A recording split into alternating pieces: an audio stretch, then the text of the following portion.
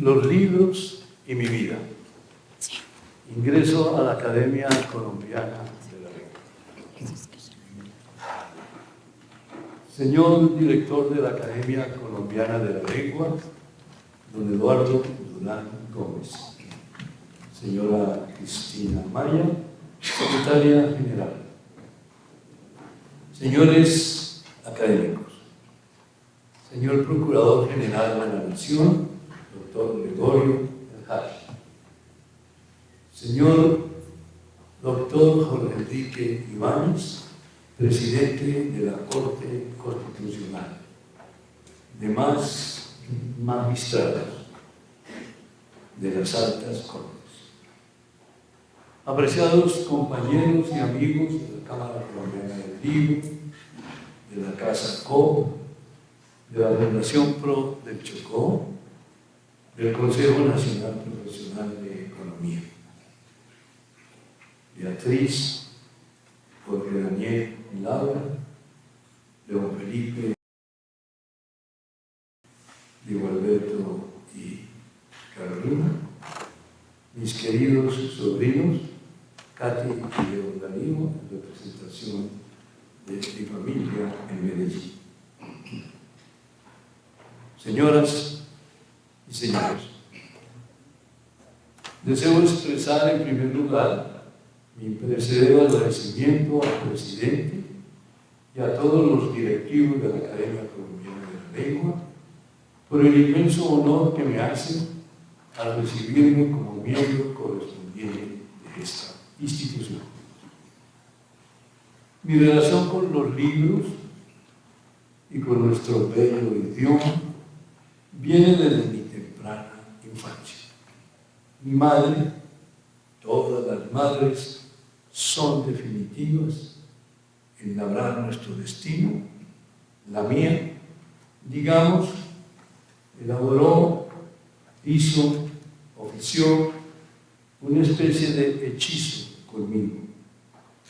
Hechizo que nunca terminó y me acompañará y que me acompañará ya hasta el último de mis días. Mi hechizo con los libros y con la poesía es muy particular. Mi madre era de provincia, de un pueblo en Antioquia. Amaba mucho, curiosamente, los libros y de manera especial la poesía. Y fue así como por este camino quedé, como ya lo dije, embrujado para siempre. Y además, nunca tuve mucho interés, debo confesarlo ahora, en leer en otros idiomas. Pues para mí el español fue la sangre de mis venas que siempre alimentó mi corazón. Mi palpitante corazón cautivado por los versos. Y también una confesión que hago hoy, sí, también otro embrujo, las mujeres.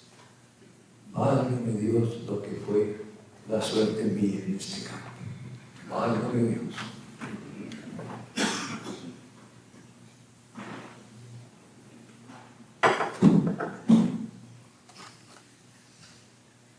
El poeta que más amaba a mi madre y que asimismo yo nunca he dejado de amar fue Gustavo Adolfo Bécquer. Qué vida tan triste la de aquel hombre, enamorarse de dos hermanas, con ambas tener relaciones y que ambas le dijeran adiós.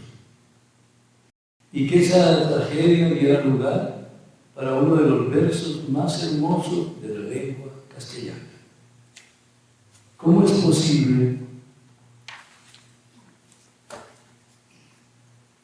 que alguien construyera unas bellas metáforas con unos pajaritos, como las golondrinas, para decirle a esa mujer que lo abandonó que nadie la volvería a amar como él lo hizo?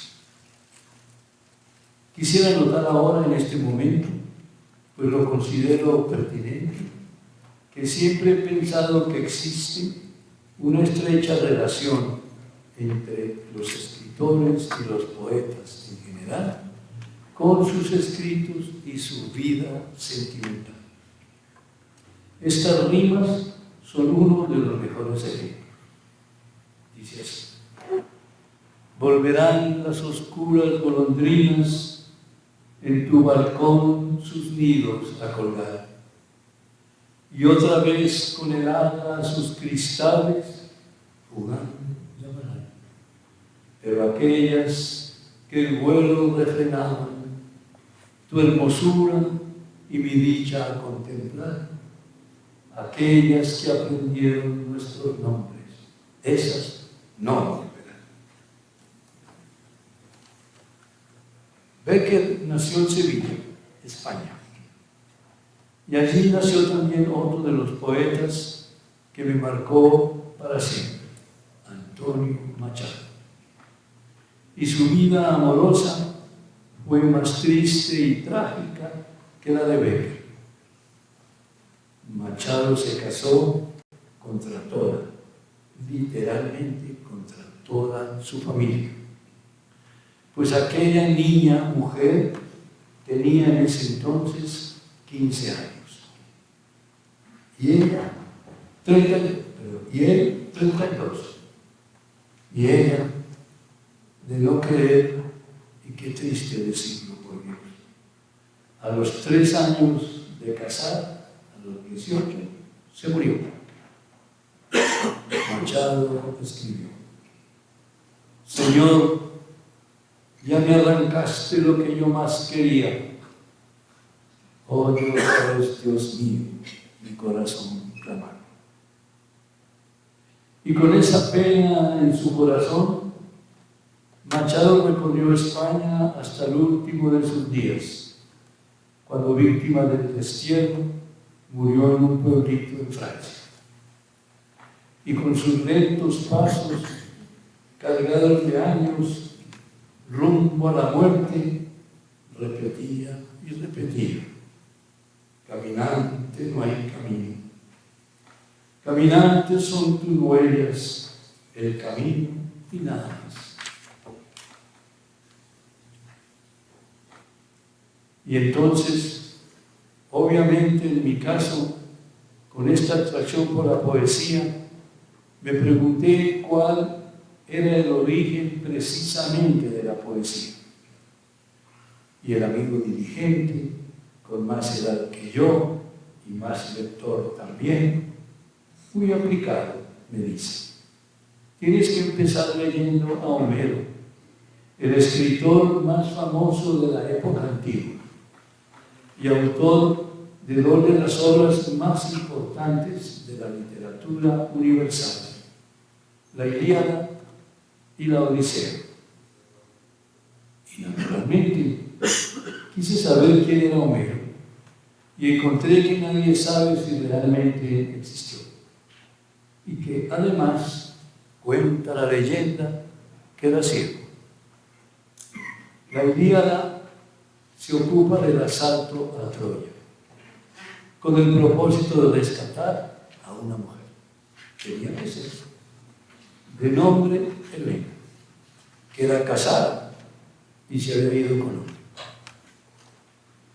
Pues con ellas, como nunca se sabe, y este asalto, buscando a una mujer, se desencadenó una de las guerras más terribles. Perdón por resumir semejante obra, considerada como uno de los orígenes de la poesía, en estas 4 líneas. La Odisea se refiere a Ulises, rey de Italia, que después de pelear la guerra que ya les conté, la de Troya, se toma 10 años para volver a casa, engañado una y otra vez por mujeres. Y solo, para no hacerme largo, les mencionaré a 3. A Náusica, 1. Circe, 2, cuyo oficio era la brujería y con quien tuvo un hijo, Teleo. Y ella, naturalmente, encantó a Ulises. Y 3, Calypso, que sí fue lo máximo, pues lo retuvo nada menos que 7 años. Y él, lo que es evidente, se demoró mucho para empezar a sentir remordimiento por su larga infidelidad, hasta que por fin le dijo que se iba, que debía volver a la casa donde Penélope, su esposa. ¿Saben ustedes qué hizo Calipso? Hermanos, le ofreció la inmortalidad y la juventud eternas. Y que fuera de lo mismo, pero eso hizo. Y Ulises, muy impactado, se puso a pensar, caramba, nadie más me puede dar la juventud y la eternidad.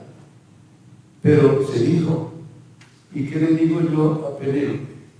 Si yo me vine mortal para Troya, como todos, y regreso joven e inmortal, ¿cómo puede ser eso posible? Así que no obstante, y luego de mucho meditar, decide regresar a casa. Pero después de todo esto, ¿qué creen ustedes que pasó? Aternos. Para que las mujeres, aternos. Pues que las mujeres no perdonan. Pero antes de contarles por qué, debo narrarles algo. Ulises, consciente de lo que son capaces las mujeres, en el barco de regreso pidió que le vendaran los ojos, le taparan los oídos y lo ataran en el mástil del barco, de pies y manos, para no oír el canto de las sirenas, ya que si las oía, seguramente se tiraría al mar, para abrazarse con ellas, sin importar que lo más probable sería que se ahogara. Y fue así como por fin logró llegar a casa. Pero antes, ya les dije de lo que son capaces las mujeres. Les conté que Ulises tuvo amores con Circe, la bruja, y que con ella tuvo un hijo. Pues, como él la abandonó para irse con Calipso, ella en venganza le dijo a su hijo, Teléfono, que se fuera para Ítaca y que, como fuera, matara a su padre. Pero él instintivamente le dice a su madre que eso es imposible, que él no puede matar a su padre. Pero ella, que no perdona la traición de Ulises, le ordena de nuevo que lo haga. Y yo sé muy bien por qué te lo digo. Algo ella. Teléfono, sintiendo que no podía hacer otra cosa que obedecerle, se marcha para Ítaca hasta donde está Ulises, muy ocupado, por cierto, tratando de deshacerse de los amantes que se había conseguido Penélope durante los 10 años de su ausencia. Y en medio de todas estas trifulcas, cuando por fin lo encuentra, se enfrenta y le dice: vengo en nombre de mi madre. Y con una lanza, sin pensarlo 2 veces, le atraviesa el corazón. Pues bien, dicen que todas estas historias las escribió un poeta, cierto, que fue Homero, pero que alguien completamente ciego fuera capaz de dictar estas historias y además componerlas en verso, lo más sensato es deducir que eso es prácticamente imposible y que otros videntes, seguramente entre varios, escribieron esas historias y que Homero nunca existió.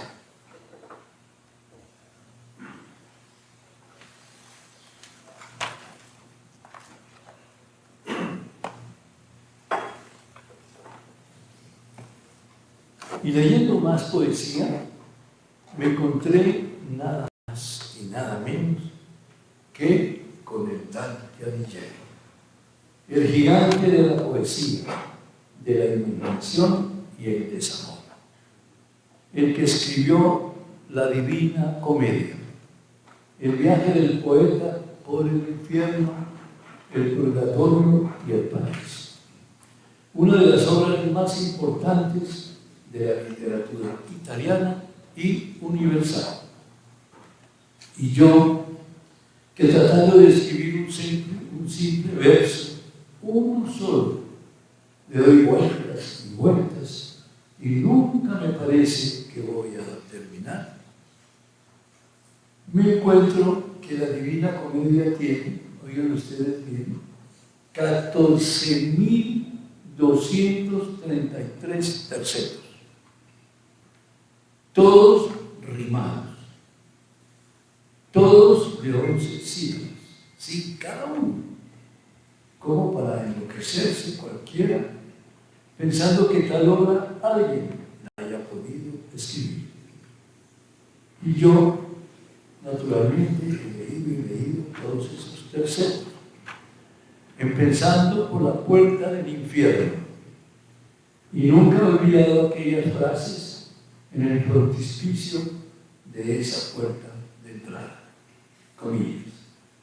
Perded toda esperanza los que por aquí entréis. Para mí se ingresa en el eterno dolor. Por mí se va con la perdida gente.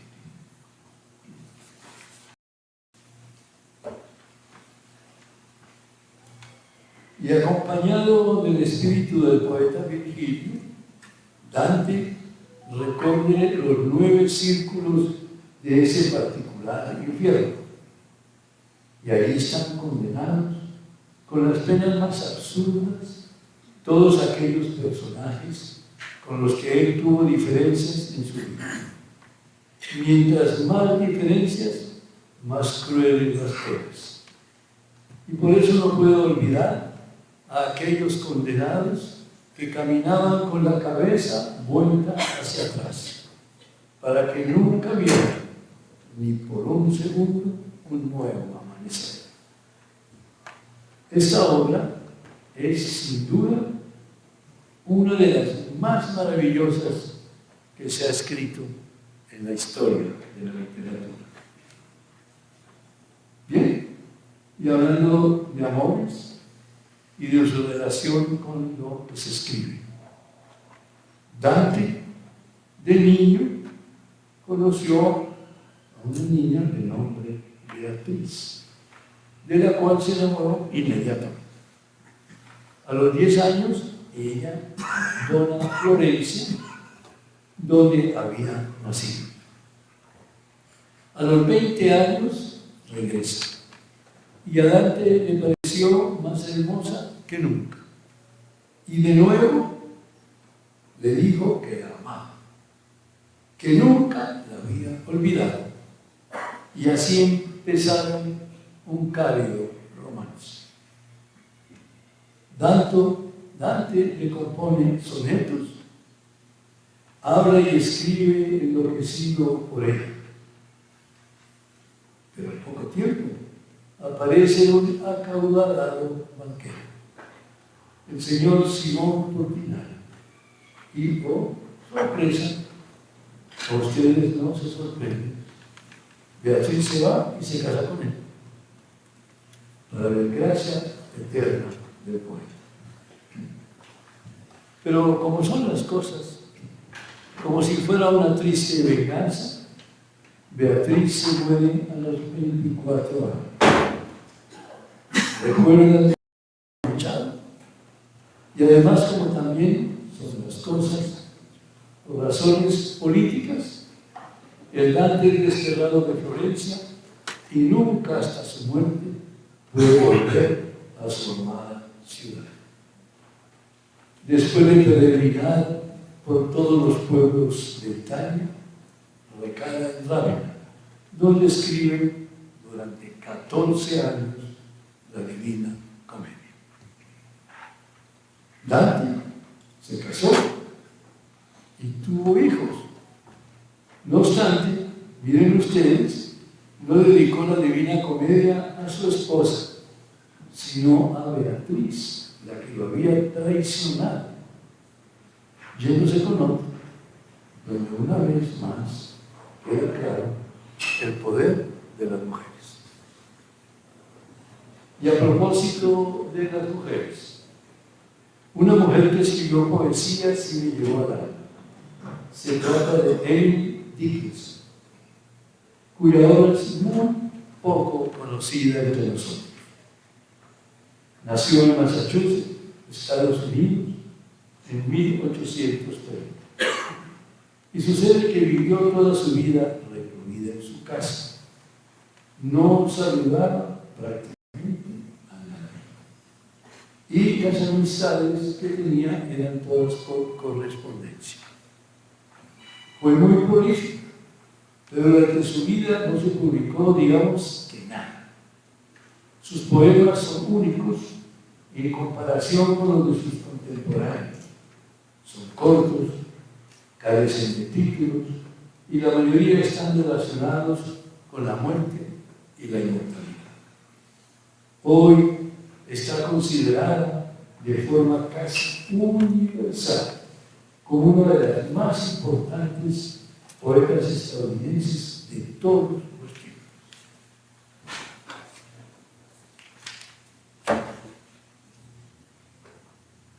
Ella tuvo un solo amor, el pastor de la iglesia protestante. Ella iba a misa los domingos y lo miraba y lo miraba, hasta que el pastor desaparecía hacia sus habitaciones. Los vecinos, como es usual, empezaron a murmurar que ella lo amaba. Y murmuraron tanto que como resultado trasladaron de parroquia al pastor. Ella mantuvo la pena por este amor, si es que eso podemos llamarlo amor, hasta su muerte. Y por eso, imaginen ustedes que nunca más volvió a misa. Esto escribió. Poema 421. Un rostro apenas entrevisto tiene un embrujo raro. La dama no se atreve a alzar el velo para no disiparlo. Y a través de su malla mira y queriendo se niega. No sea que la vista mate deseos que la imagen alimente. Final. Hubo otro poeta, cuentista, ensayista y crítico literario, a quien tuve la suerte de conocer, nada más y nada menos que Jorge Luis Borges.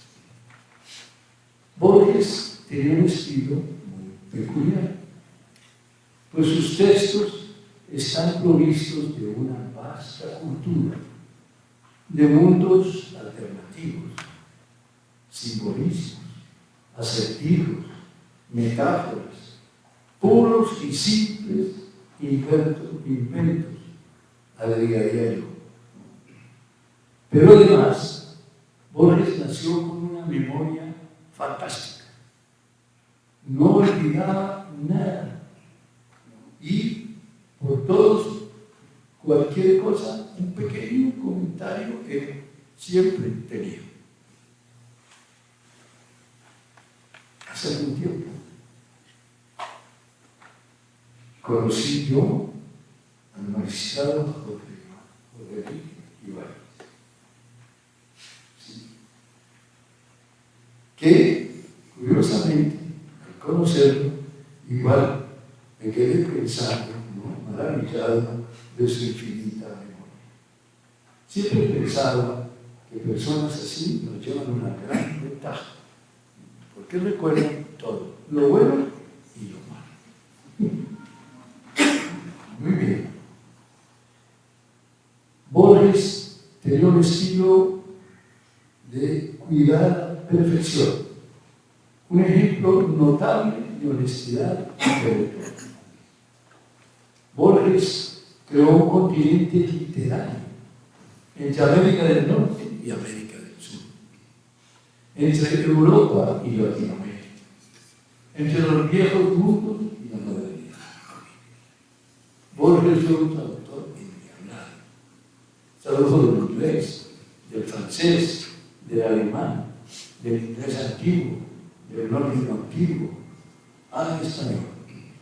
Como prueba increíble, cuando apenas tenía 10 años, tradujo del inglés un cuento bellísimo de Oscar Wilde, El príncipe feliz.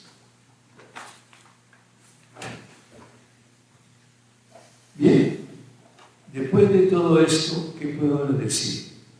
Que alguien así, lo más probable es que no haya existido nunca, que es producto de la invención, tal vez como el fruto de lo que él gustaba ser. Yo por eso creo que Borges, a quien conocí, al igual que Homero, nunca existió. Y este ser inexistente, a causa de sus penas de amor, que tuvo muchas, un día escribió un poema que tituló 1964, fecha de uno de sus tantos amores. Perdón, fecha de uno de sus tantos abandonos, no amores, sino abandonos. Voy a leer una pequeña parte de comillas. Ya no es mágico el mundo, ya deja. Ya no compartirás la clara luna ni los lentos jardines. Ya hay una luna que no sea espejo del pasado, cristal de soledad, sol de agonías. Adiós las mutuas manos y las sienes que acercaban el amor. Hoy solo tienes la fiel memoria y los desiertos días.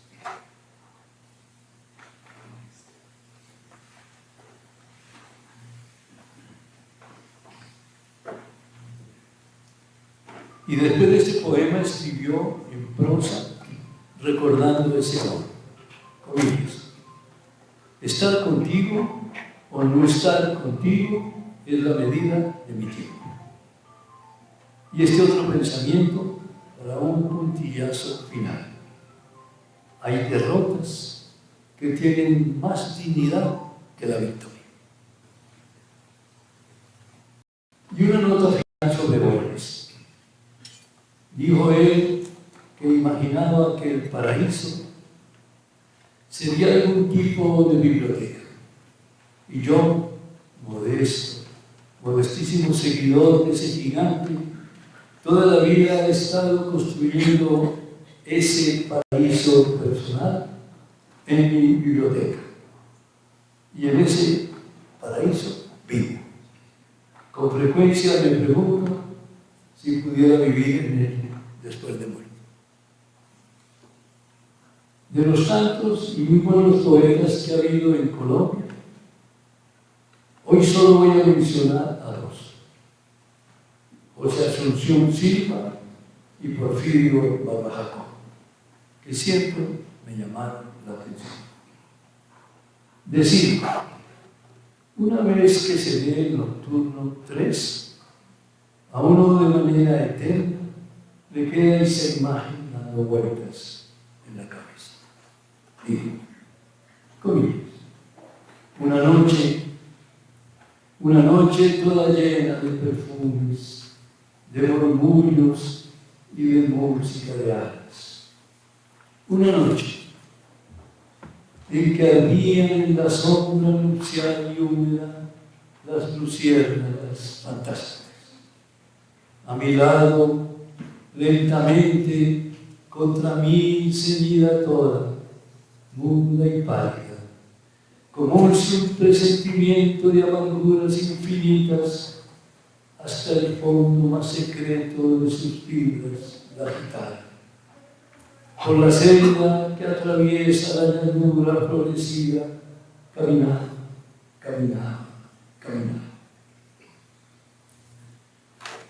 ¿Y cómo fue posible que un vagabundo, marihuanero, padrachín, ladrón, anticlerical, convencido y converso como Porfirio Barbajato. Por miedo, antes de morirse, escribiera la canción de la vida profunda. Comillas. Hay días en que somos tan móviles, como las leves brisas al viento y al azar. Tal vez bajo otro cielo la dicha nos sonríe. La vida es clara, hundida y abierta como el mar. Bueno, paralelamente con la poesía encontré también en los libros a novelistas, cuentistas, filósofos, científicos y teólogos. Una mezcla o cóctel completo para moverle la cabeza a cualquiera, como me la movieron a mí. Pero esa historia sería interminable para contarla hoy aquí en este Augustus. Forzosamente solo podré citar algo. Quiero empezar por Franz Kafka. Para mí, fascinante y profundamente extraño. Menciono así el pasado, que se comprometió oficialmente en matrimonio con la misma mujer 2 veces y no se casó. Él decía que amaba a las mujeres seguras de sí misma y por lo visto nunca encontró una a la horma de sus zapatos. Pero quien lo va a negar era una obra imposible de igualar. No obstante, tuvo 2 grandes amores. Uno, Milena, y a ella le escribió.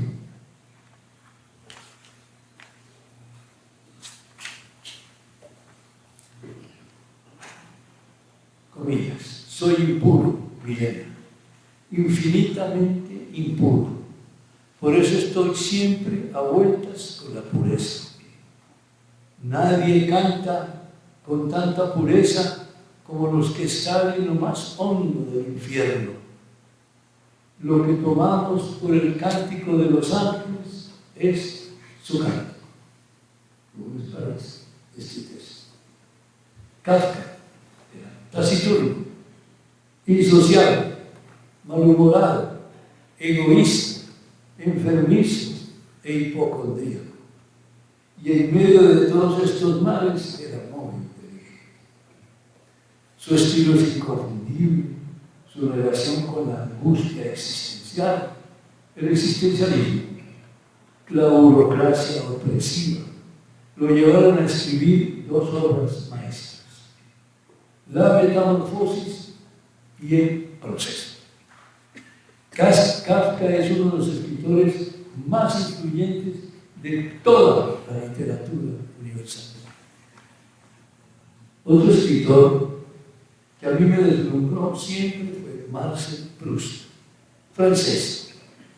Su obra más representativa, En busca del tiempo perdido, es considerada como una de las cumbres de la literatura universal y una apoteosis de lo que significa como novela psicológica. Siempre rechazó las opiniones intolerantes de muchos sacerdotes de su época. Su estilo es uno de los más originales de toda la literatura y es único en su prolongación, precisión, fuerza y encanto. Proust sufrió asma desde los 9 años y esta enfermedad fue determinante en su vida y en su obra. Pero su lista de otros males es extensa. Neurastenia, víctima de una profunda ansiedad, sufría palpitaciones, dolores de cabeza, malestares de estómago, fiebres permanentes, insomnio, dificultad para hablar, mareos, desregulaciones de temperatura y para colmo, como les dije, sufrió de artritis. Sus escritos dieron lugar a un sentimiento que se conoció como el síndrome de Proust, que consistía en la evocación repentina de un recuerdo autobiográfico que incluyera una gama de expresiones sensoriales. En busca del tiempo perdido, sigue los recuerdos del narrador sobre su infancia y sus experiencias hasta la edad adulta, en la alta sociedad francesa de finales del siglo XIX y principios del XX. De las infinitas cosas que escribió Proust, quisiera recordar unas pocas. Comillas. Oigan esto. Vale más soñar la vida propia que vivirla. El amor es una enfermedad inevitable, dolorosa y fortuita. Nuestro corazón tiene la edad de aquello que amas. El hallazgo afortunado de un buen libro puede cambiar el destino de un alma. Y esta última, la ambición embriaga más que la gloria. Otro autor y su casi única obra, del cual nunca me he podido desprender, es don Juan Rulfo y su pequeña novela Pedro Páramo. La tengo al lado en mi mesa de noche.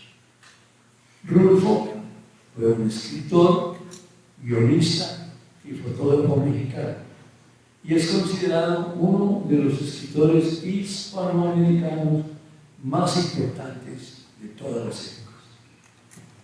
Pedro Páramo, el del libro, desde niño se enamoró de Susana San Juan, pero ella, como ustedes saben, recuerden lo que he dicho, se casó con otro.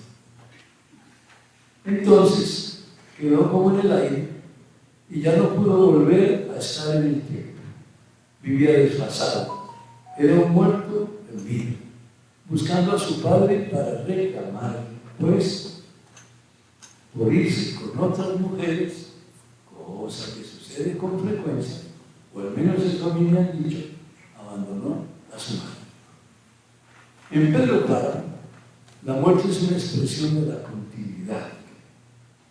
La miseria aniquila a los habitantes de Comala y su pobreza irreparable depende de su imposibilidad de entrar en el tiempo. Hizo una historia de los que no pueden tener historia.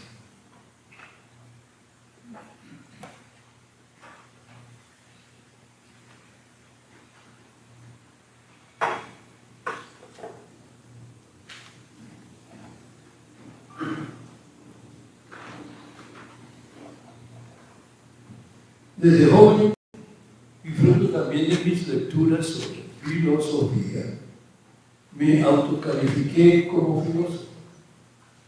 Un atrevimiento que desafortunadamente nunca pude volver realidad. Entonces, yo joven decidí ser existencialista, aquella corriente filosófica que centra su análisis en la condición humana, la libertad y el significado de la vida. Y, para mi sorpresa, encontré que el precursor de esta corriente había sido Søren Kierkegaard, quien nació en Copenhague, Dinamarca, en una familia luterana protestante, y que se empeñó en rescatar al individuo de la masa para dar primacía a la vida sobre la razón y enfrentar sentimientos como la desesperación y angustia. Fue sobre todo un pensador religioso. Así que es el cristianismo el que le permite la recuperación del individuo, que, enfrentado ante las angustias de la existencia, solo encuentra sentido en Dios. Estar a solas con Dios será su objetivo vital y filosófico. Por este camino A propósito, me dediqué a estudiar las diferentes religiones. No hay origen único de las religiones. Fue un proceso gradual, influido por factores psicológicos, sociales y culturales. Las religiones más antiguas, como el hinduismo, o las tradiciones animistas, tienen raíces prehistóricas, mientras que otras sugieren como reformas o recreaciones en contextos históricos específicos.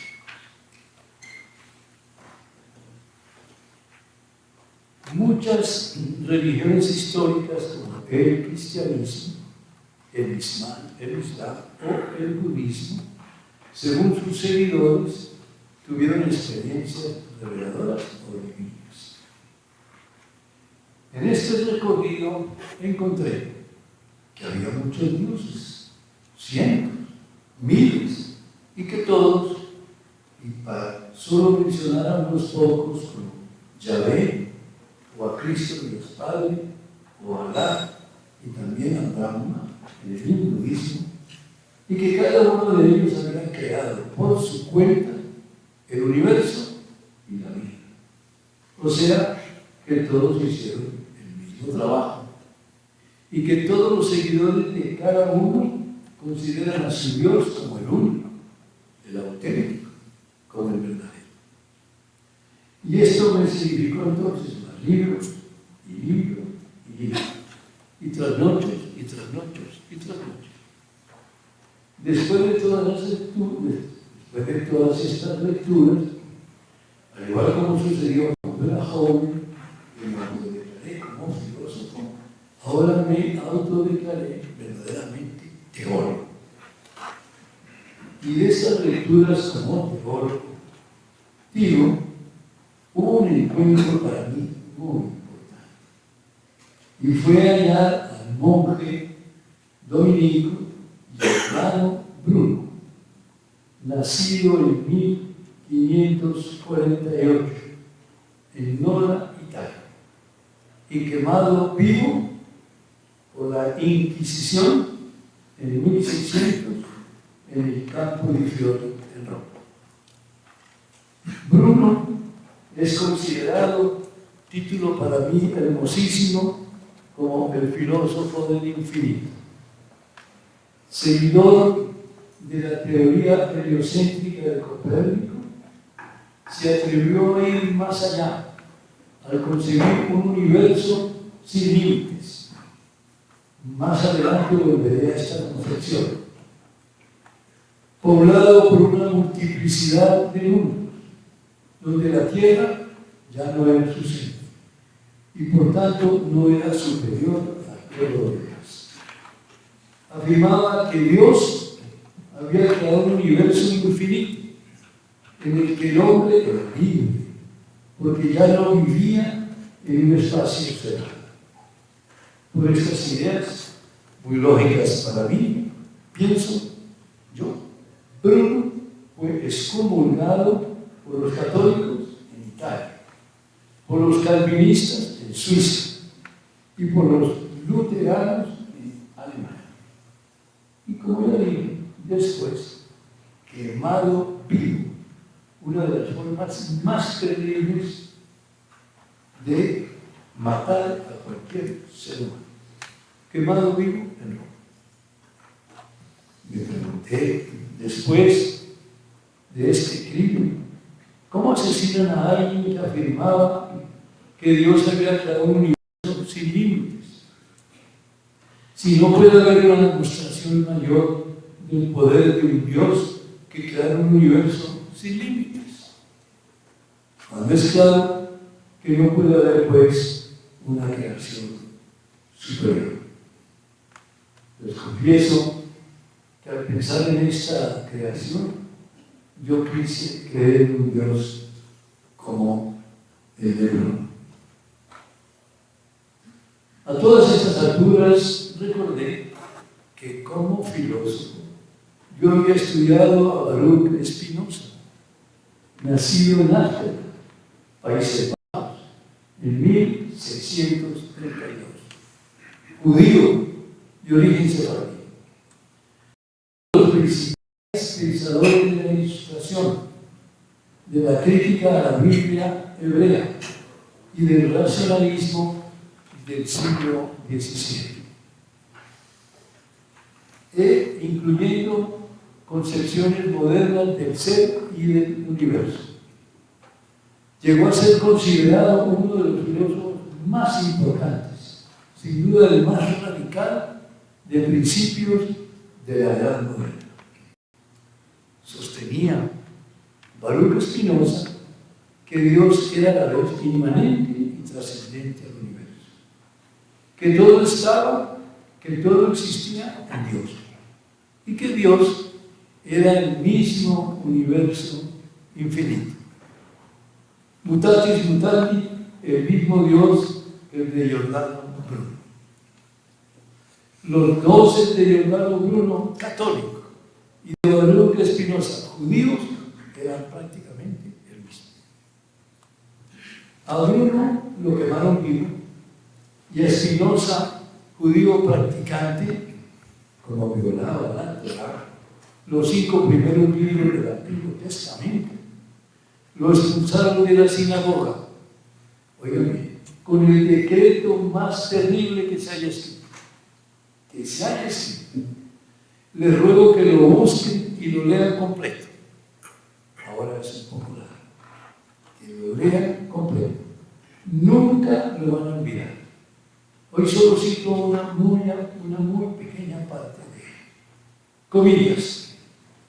Por decisión de los ángeles y del juicio de los santos, excomulgamos, expulsamos, execramos y maldecimos a Baruch Spinoza con la aprobación del Santo Dios, que maldito sea de día y maldito sea de noche, maldito sea cuando se acuesta y maldito cuando se levanta.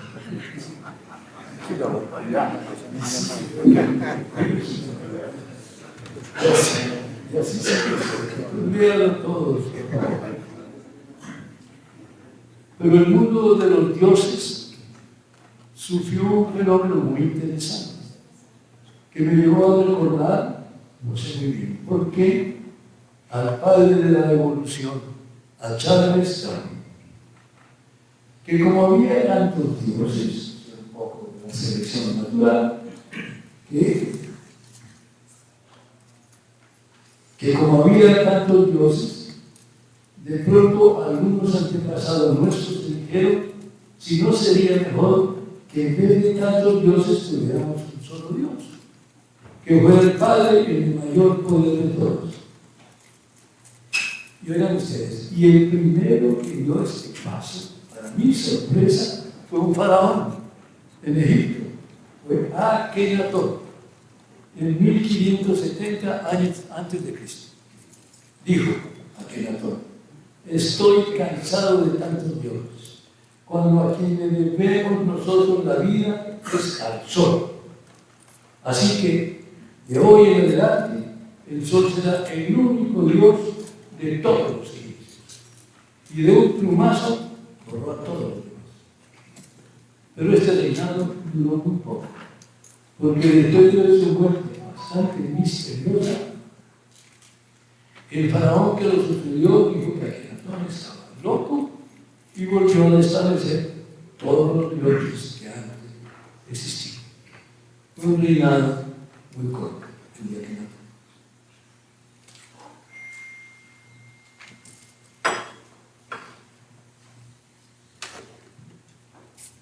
Pero por ahí cerca, en fechas coincidentes, apareció Abraham de Ur, que dijo que le había ganado desde el cielo un Dios y que ese sería el verdadero Dios de todos.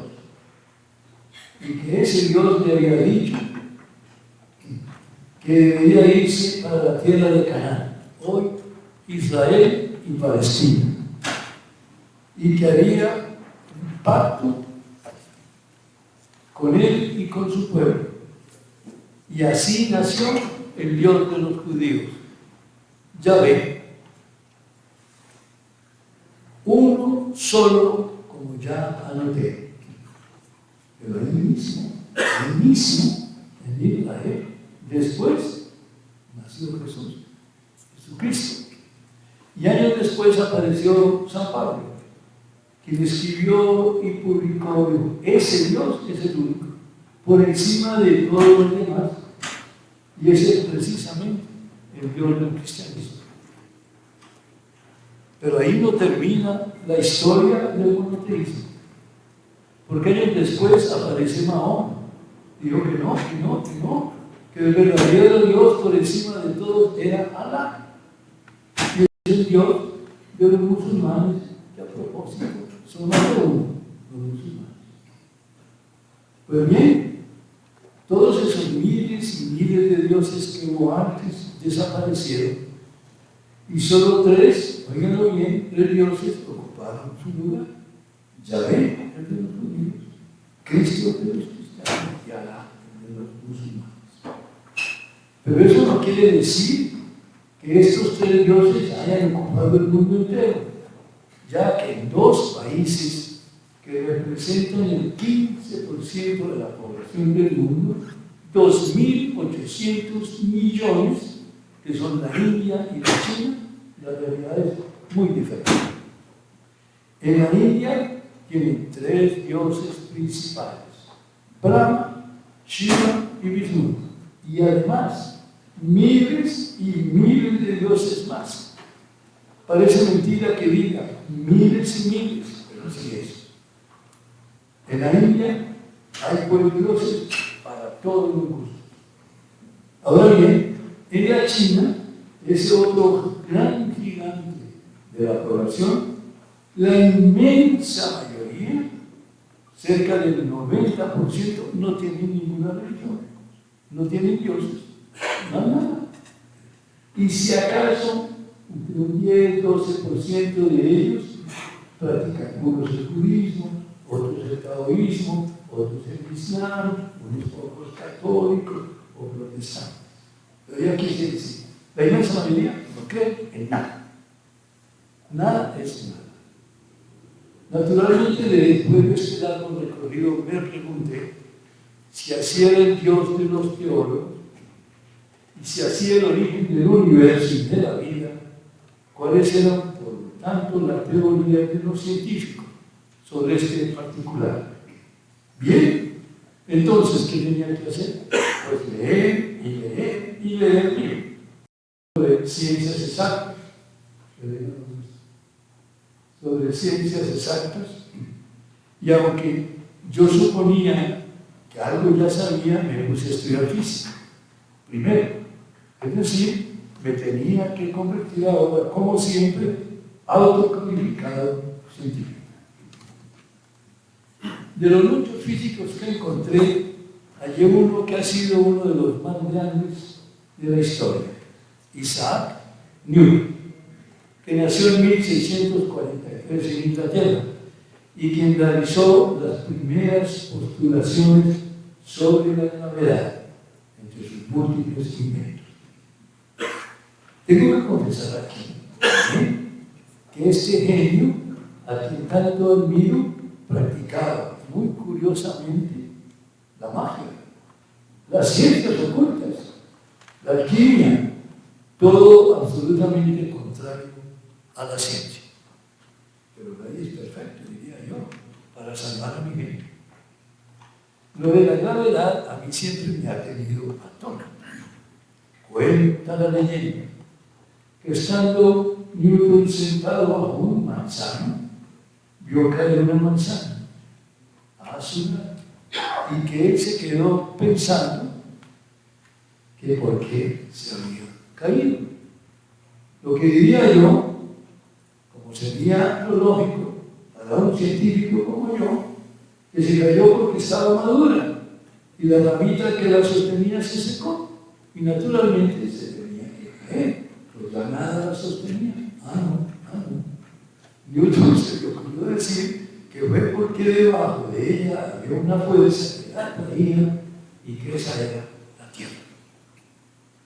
Y escribió ecuaciones y ecuaciones hasta que dijo finalmente: esta es y así va a servir para todo el universo. Y bajo estas leyes se mueven desde entonces todas las cosas que hay en él. Y pienso yo que así se mueven, y al menos así se aceptó que se movían hasta hace 260 años, cuando aparece Albert Einstein, a quien se le ocurrió que había que hacerle unos ajustes a esa hermosa ley. Y la ajustó y la reemplazó por la teoría de la relatividad. Y sostuvo con ella que el tiempo y el espacio eran relativos y que formaban entonces el llamado espacio-tiempo. Espacio-tiempo. Y que la masa de los objetos hacía que estos se curven. Y ahora yo, como científico, le dije, bueno, que la masa se curve, vaya y venga, pero ¿cómo diablos se curva el tiempo? Bueno, eso no me parece. Que sí, que se curva. Entonces me repitieron los que saben más que yo que así era, y me tocó aceptar. No muy convencido hasta ahora. Bueno, por ese camino apareció que había otra física, la del mundo a nivel subatómico, la física cuántica. Habrá que entonces estudiar. ¿Y qué significó? Pues más libros y libros y libros sobre la física cuántica. Es un mundo realmente increíble y maravilloso, porque en la física de las grandes masas, uno se dice, ahí está la Tierra, el Sol, los planetas, las estrellas, ahí están todos, ¿no? Pero los subatómicos, ¿dónde están? Y en verdad es como de no creer. El padre de la física cuántica fue Max Planck, alemán, que introdujo la idea de que la energía se cuantiza. Y empezó una discusión interminable, que sí existe, pero que no existe. Hombre, que sí existe, que no. Y lo más importante es que no se comporta de acuerdo con las teorías de la física clásica, la de Newton.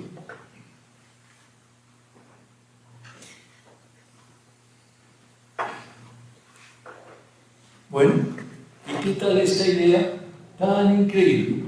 Oigan ustedes, que esas partículas subatómicas solo existen cuando uno las mira.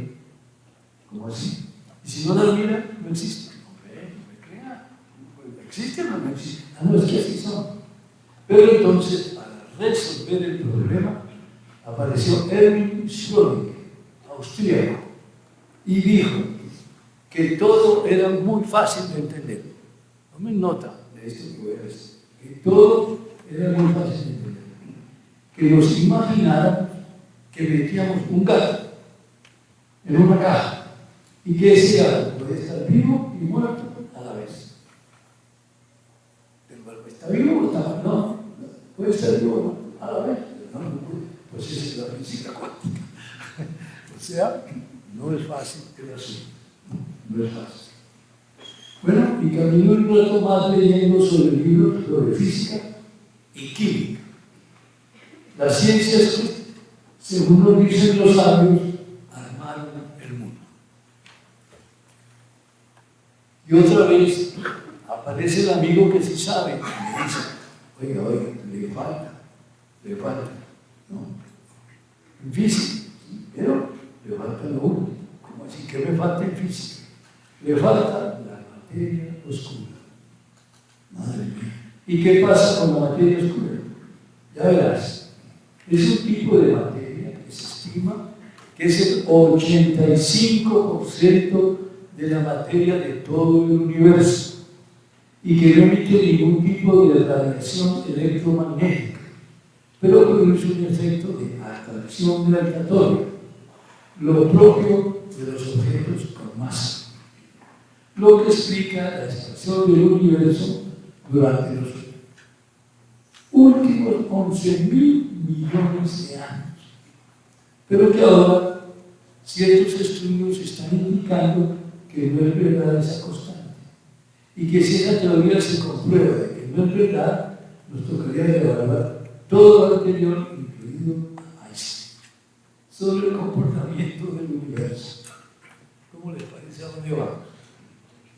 Y estando en estas apareció en los libros un sacerdote católico, jesuita, belga, Georges Lemaitre, que en lugar de estar rezando y diciendo misa, se puso a divagar por el universo como Giordano Bruno, el que manda. Les recuerdo que como Adru Espinosa, el del decreto terrible de destrucción. Y a echar teorías, hasta que se le ocurrió, por allá en 1950, me parece recordar, decir que todo había empezado en realidad con una primera gran explosión, el Big Bang, hace 13.800 millones de años. Pues esta teoría iba en contra de la de todos los dioses que les he contado, que existen. Y a pesar de semejante enormidad, este hombre, sacerdote, le dije, se salvó de morir quemado, porque por suerte ya se había acabado la Inquisición.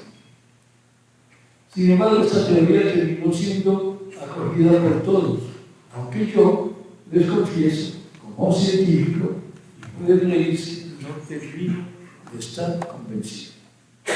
Por ejemplo, recientemente se viene discutiendo la idea de que pudo haber explosiones o eventos singulares antes del Big Bang, lo que es un tema fascinante, y en evolución en la cosmología de hoy.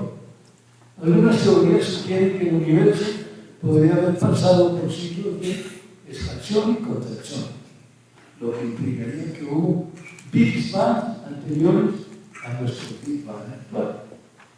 Estas ideas son parte de un campo de estudio más amplio que investiga la naturaleza del tiempo y el espacio antes del Big Bang. Hola, sí, estas son teorías fascinantes y sinceramente uno de los grandes misterios de la cosmología. Según la teoría del Big Bang, el universo comenzó a expandirse a partir de una situación de un estado único, muy pequeño, que estaba extremadamente caliente y denso.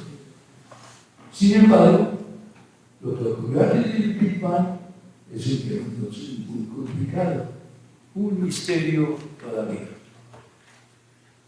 Algunos científicos sugieren que el concepto de antes puede no tener sentido, ya que el espacio y el tiempo, tal como lo conocemos hoy, comenzaron en el momento del Big Bang. Yo, en cambio, pienso como científico que soy, repito, y pueden reírse de nuevo, que el tiempo y el espacio existen desde siempre. Desde siempre. Y que no hay que perder la fe por eso. Y que si ese estado caliente y denso existió antes del Big Bang, pues algo no puede calentarse y ser denso si no existe. Eso es claro para cualquiera. Y siempre habrá más por descubrir. Y repito que como se me han ocurrido a mí tantas cosas, leyendo y leyendo libros, todos en español. Pero perdón, dijo el amigo que todo lo sabe, te falta estudiar la química. Ya antes tú mismo dijiste que entre la física y la química construyeron el mundo. No, yo ya no doy más. Bueno, lo pienso un poco y voy a darle una mirada. ¿Y qué encuentro? Que la química está en todo. Por ejemplo, oigan bien, si tienes hambre, hay moléculas en el estómago que te producen algo en el cerebro.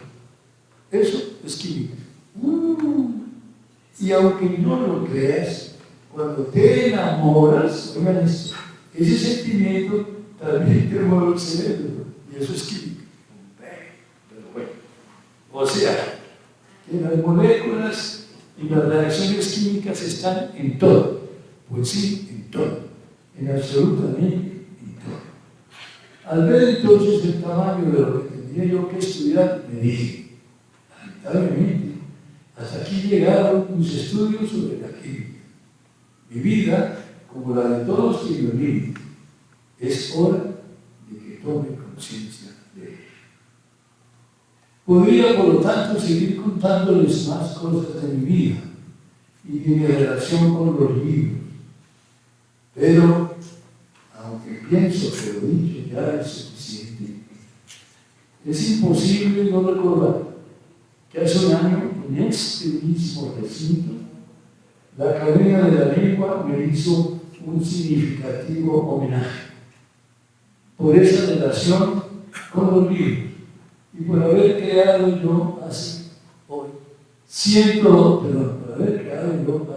37 años la Feria Internacional del Libro, que para mi gran orgullo y satisfacción sigue vigente. Pero falta aclarar una cosa bien importante para mí. Y es que yo soy economista y no alguien dedicado a las humanidades o las ciencias. Y que cómo fue la historia con mi madre para que yo finalmente intentara estudiar economía. Y además, cómo ha sido mi larga vida pública. Pero esa también será otra larga historia. Sí, que demandará pues otra oportunidad, que ojalá llegue algún día, pero obviamente ya sí llegará. Y permítanme un último comentario. Como avesado científico que soy, según mis estudios, al Sol le quedan todavía 5.000 millones de años de vida. Y que al llegar a ese final se apagará. Y ya no habrá más calor en la Tierra. Y todo se enfriará hasta unas temperaturas en las que ya no será posible la vida. Pues bien, yo espero que durante estos 5.000 millones de años que nos queden como humanos, sigamos hablando y escribiendo millones y millones de libros, ojalá todos en español, naturalmente, porque este bello idioma en el que hoy nos expresamos nunca va a morir, créanme, pues yo siempre digo la verdad como científico que soy.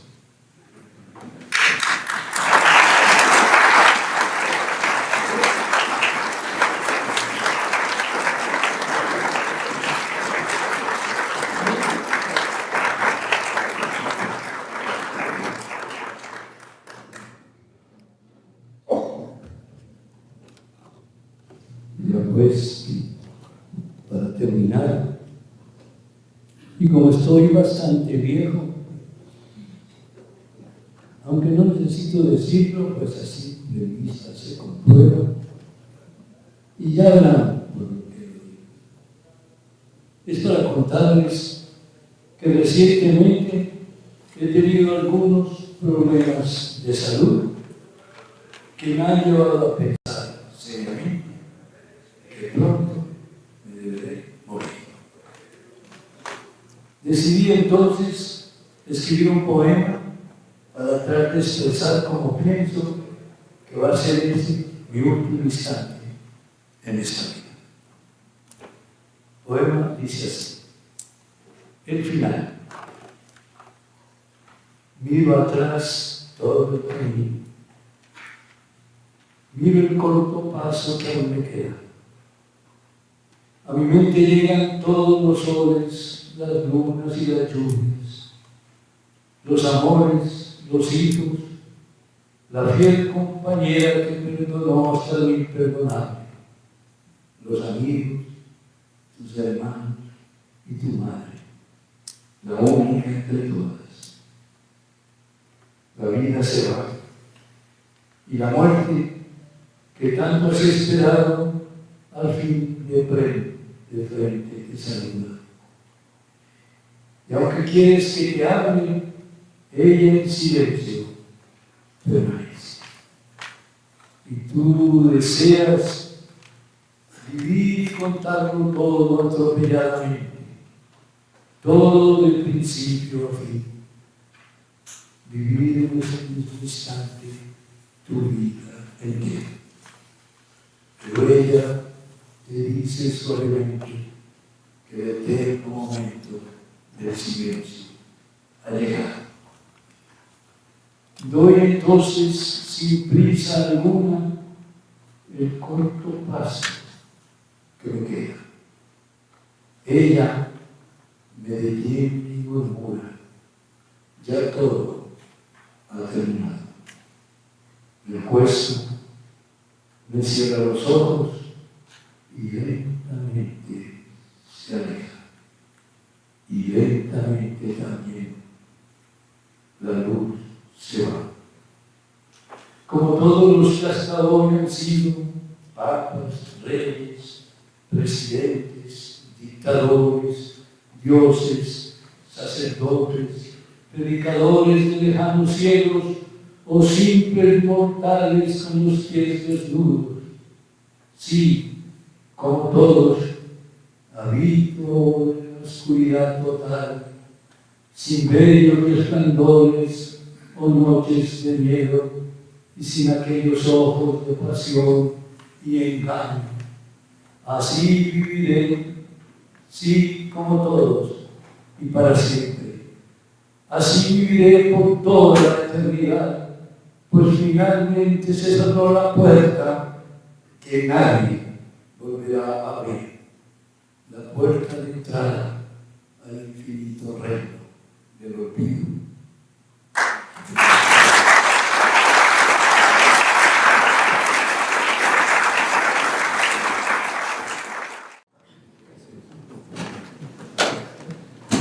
Doctor Jorge Valencia Jaramillo y la familia del doctor Valencia, doctor Gregorio Eljas, Procurador General de la Nación, doctor Jorge Enrique Ibáñez, presidente de la Corte Constitucional, señores magistrados y exmagistrados, señor director emérito de la Corporación, don Juan Carlos Vergara, señores miembros de la mesa directiva, señores académicos honorarios de número y correspondientes, señoras y señores. Nos convoca esta Junta Pública de la Academia de la Lengua un mandato de nuestra plenaria para recibir como miembro correspondiente de la institución al doctor Jorge Valencia Jaramillo. Una figura para nada extraña a esta institución. Aquí se ha citado su nombre en muchas oportunidades como un gran referente del libro, de la poesía, del sentimiento intelectual de Colombia. Aquí también tuvimos la oportunidad de exaltarlo como gran valor de las letras y como el promotor más grande en Colombia de la difusión del libro, a través de las importantes entidades que creó y dirigió, y por el reconocimiento internacional que lo ha sabido acompañar. Este personaje, para nosotros muy familiar, es quien ahora entra en los anales de nuestra institución para ser un miembro de ella, para ratificar su entrega y significado a las letras castellanas, y en donde se le reconoce su esfuerzo, dedicación y enormes ejecutorias que a través de su vida hemos aprendido a observar y a admirar. Economista de la Universidad de Antioquia, con estudios complementarios en la Universidad de Georgia en Estados Unidos, se vinculó desde muy temprano a actividades del servicio público, hasta que muy pronto fue designado alcalde de Medellín, en donde realizó una apreciable gestión y dio inicio a los programas de transporte público masivo que más tarde se concretaron en lo que hoy es el sistema de metro al que apenas ahora se asoma en nuestra capital. Pero también fue ministro de Desarrollo y participó de la fundación de la Comunidad Andina de Naciones y de muchas conferencias internacionales en beneficio de objetivos del desarrollo, de los cuales nuestro país derivó amplios beneficios. También fue senador de la República y contribuyó a importantes emprendimientos legislativos. Pero como la pasión intelectual lo ha acompañado siempre y la lectura ha sido su ocupación favorita, el verdadero papel que ha protagonizado Jorge Valencia Jaramillo ha sido el de un hombre que vive para el conocimiento y para la promoción del pensamiento a través del libro. Cuando fundó la Feria del Libro de Bogotá, lo vieron inicialmente como un romántico que quería concentrarse en un tema sin muchas expectativas, sin llegar a pensarse que estaba encendiendo un gran motor que adquirió pronto enormes revoluciones y que rápidamente fue replicado en casi todas las capitales del país, eventos a los cuales se vincula toda la intelectualidad y resultan ser los verdaderos impulsores para que las gentes de todas las edades y todos los públicos acudan a compenetrarse con quienes producen conocimiento y cultivan el idioma. Por estas razones, también participó en la creación de la Cámara Colombiana del Libro para agrupar a todos los productores y para diseñar los canales que permitieran el fortalecimiento de la actividad editorial en Colombia. Jorge Valencia Jaramillo es entonces un hombre que no se detiene en el tiempo y que sus enormes inquietudes lo transportan permanentemente hacia diferentes proyectos, pues es, ante todo, un luchador que persiste, que actúa, que aporta y que trabaja a los nuevos escenarios que aborda y con los cuales se compromete. Estamos seguros de que dentro del seno de esta venerable institución sabrá poner en práctica ese abundante potencial que lo acompaña. Y aquí tendrán las letras a un fiel intérprete que produce con ellas, que sabe crear y que es capaz de concebir los más importantes desarrollos. Las letras, que han sido para él el motor de su vida, lo harán asociar de manera luminosa a esta institución que se verá fortalecida con su fecundo talento y con las ejecutorias del recipientado. Por todo lo que encierra este preludio, es precisamente también porque hallamos la razón del significado del título de su trabajo de iniciación en esta institución.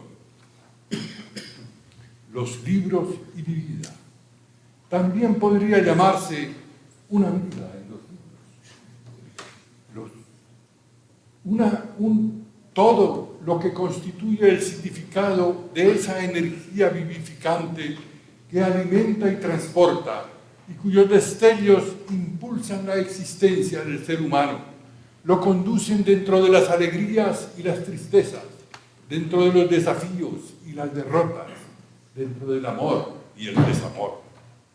Jorge Valencia nos sitúa entonces en el escenario que va más allá del análisis, de la contemplación, de la aprehensión misma del conocimiento, para ir a la ocupación de nuevos espacios que diseña el espectro creativo del individuo cuando le es posible acceder a los elementos que definen la acción y materializan los hechos. Sus tempranas lecturas lo acercan a la poesía de la mano de su madre protectora, que descubre siempre en los versos de los autores favoritos el camino de la vida y la razón de la existencia. Aprende a leerlos, a deducirlos, a extraer su esencia y a asociarla a la razón misma de lo que la existencia señala e impone. Casi nunca en tono con el deseo o aparejada con el gozo y con el éxito. La vida, un camino farragoso a veces, intransitable en ocasiones, espinoso al tacto, inalcanzable en el deseo, pero en otras con una tenue luz que asoma o con un sol radiante que aparece.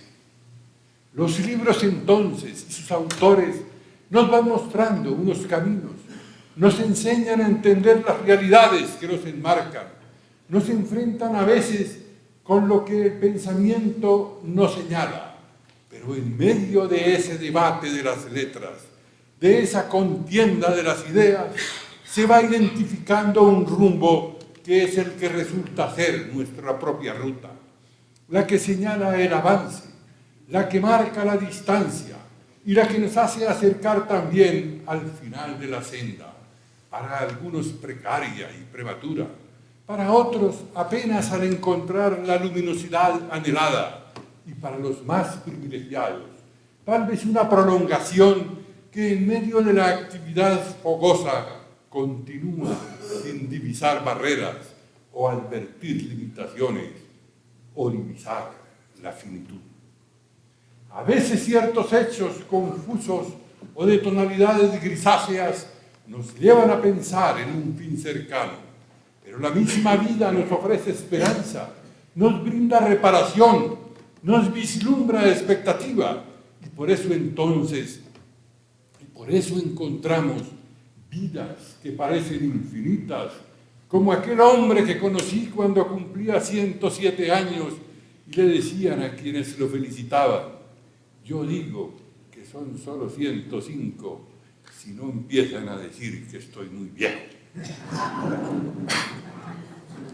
Jorge, su discurso es señal de un recorrido, expresión de una vida iluminada por la poesía y nutrida por los más ricos autores, que lo han llevado también, dentro de las más nutricias expectativas, a deducir que si bien han existido toda clase de tonalidades, la mezcla de esos colores que identifican los hechos ofrecen una gama radiante frente a la cual puedes sonreír y divisar un horizonte lleno de una agradable expectativa.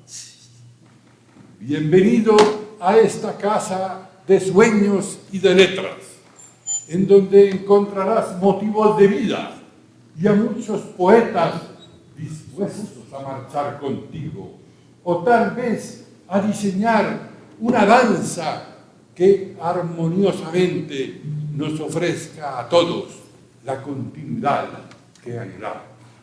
Lo invito, Jorge, a decir, como decía el poeta Rafael Ortiz González: pasa de largo, mi señora muerte, porque hoy no tengo tiempo